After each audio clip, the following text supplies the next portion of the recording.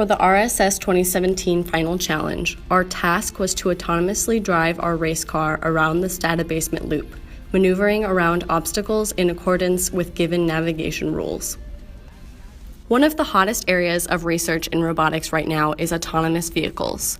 Companies including Uber, Google, and most major car companies are taking a crack at self-driving cars.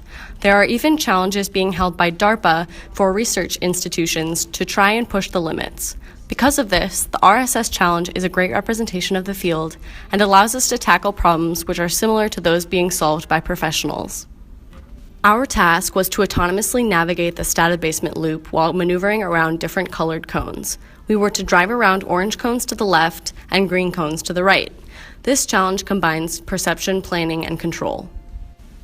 For this final challenge, we relied on three main types of hardware on our race car: computation, sensing, and actuation. The computation hardware is an NVIDIA Jetson Tegra X1 quad-core CPU and 256-core GPU embedded computer. For sensing, we use a laser scanner, Z camera, and odometry data from the drivetrain. For actuation, the race car uses Ackerman steering at a 1/10 scale. Every time the Z camera captures a new image, we create two binary masks showing only the orange or green patches from the image. We then apply OpenCV's fine contours method to detect any cones in the image and calculate the location of the cone from the height of the contour. Our race car begins with a list of hard-coded waypoints called the base path, which takes the race car around the static loop, always staying at the center of the hallway. Then, when the race car receives a cone message, it first checks to see if it's a duplicate by scanning the map for a cone already marked in that location. If the map location is unoccupied, then we add the cone to the map and modify the path to avoid that cone. To identify this goal point, we look ahead of the car by a certain look-ahead distance, representing how far ahead on the path we want to navigate towards. To navigate our planned path, we continuously find a new goal point along the path and use the pure pursuit algorithm to navigate to that goal point. One of the most important software modules running on the car is the safety controller. The safety controller continually reads in laser scan data and does calculations to see if there are any obstacles in the car's path. If there is an obstacle less than half a meter in front of the car is forced to stop moving until the obstacle is removed or we back away.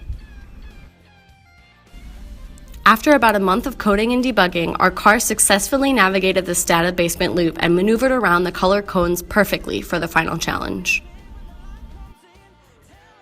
The two biggest challenges we faced were identifying the location of the colored cones and path planning. Because of the inconsistent lighting in the static basement, we were constantly adjusting the HSV color ranges we were looking for. In the end, adding an LED flashlight to the race car helped detect cones more consistently.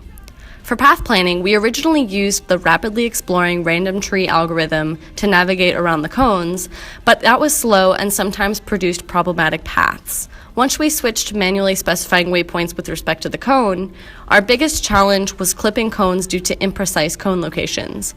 At the end, we added a third waypoint directly to the left or the right of the cone to avoid clipping it. If we were to improve upon our solution for this challenge, we would use laser scan data to reinforce the cone location calculated from the Z camera images. We would also consider using a more sophisticated algorithm for navigating around the cones. We would like to thank the entire RSS staff for their hard work to make this course possible. We learned so much and we had a lot of fun along the way.